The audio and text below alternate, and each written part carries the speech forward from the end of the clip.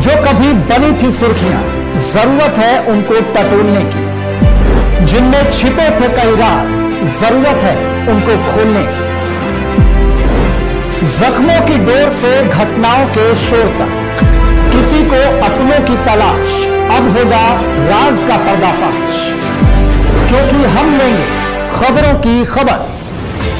जिले के आदिवासी बाहुल्य परसवाड़ा क्षेत्र में किसानों ने ट्रैक्टर रैली निकालकर सरकार के खिलाफ आक्रोश जताते हुए ज्ञापन सौंपा है, जिसमें सरकार द्वारा किए गए समर्थन मूल्य के वादों को याद दिलाते हुए शीघ्र किसानों को समर्थन मूल्य प्रदान करने की मांग की गई।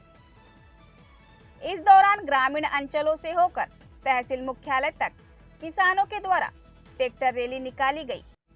इसके बाद एक सभा के संबोधन उपरांत एसडीएम को ज्ञापन सौंपा गया। किसानों का कहना रहा कि समर्थन मूल्य के अलावा सरकार कृषि यंत्रों पर जीएसटी न लगे, इसके साथ ही वनांचल क्षेत्र में वन्य प्राणियों द्वारा फसलों को नुकसान पहुंचा जाने पर उचित मुआवजा देने की मांग की गई। वहीं किसानों का कहना रहा कि सरकार उनकी जायज मांगों को शीघ्र ही अगर नहीं मानती है तो ऐसी स्थिति में किसान उग्र आंदोलन के लिए मजबूर होंगे। ऐसे में समस्त जिम्मेदारी शासन प्रशासन की होगी। अब देखना यह होगा कि प्रशासन अब किसानों की इन मांगों पर किस तरह से अमल करता है।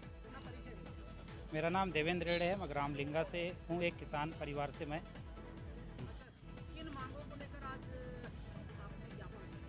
पिछले जो चुनाव, जो विधानसभा चुनाव हुए, लोकसभा चुनाव हुए, उनमें से जो सेंट्रल की सरकार और अपने स्टेट की सरकार ने जो वादे किए थे चुनाव के समय में कि धान के रेट को 3100 और गेहूं के रेट को 2700 रुपये कर दिए जाएंगे चुनाव के बाद सरकार बनते ही, वो घोषणाएं केंद्र में सरकार बन गई, राज्य में सरकार बन गई, बजट पेश हो गया, पर किसानों के लिए कहीं पर भी उस जो उनने वादे किए थे वो कहीं पर भी पेश नहीं किए गए। इसके लिए यहाँ पर किसान सड़क पर उतर आए हैं एवं आंदोलन के ओर आगे बढ़ रहे हैं।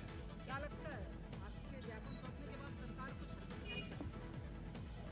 हमारे ज्ञापन सौंपने के बाद सरकार हरकत पे ना आए तो हम आगे और भी उग्र आंदोलन और जिला लेवल पर और स्टेट लेवल पर हम आंदोलन करने की चेतावनी देते हैं।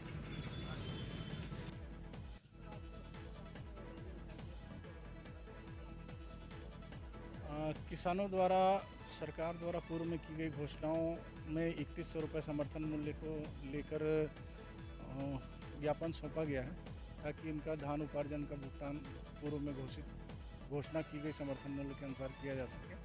क्योंकि ये नीतिगत बात है तो ये शासन तक पहुंचाया जाएगा। दूसरा, इन्होंने जीएसटी से, कृषि उपकरणों को जीएसटी से मुक्त कराने की बात की है, तो ये भी नीतिगत निर्णय है जो शासन को लेना पड़ता है। तीसरा, इन्होंने वन्य प्राणी से फसल नुकसान के संबंध में और बीमा राशि के संबंध में अपनी समस्याओं से अवगत कराया है, तो जो इस स्तर पर पूरा होने लायक होगा उसको इस स्तर पर पूरा करेंगे।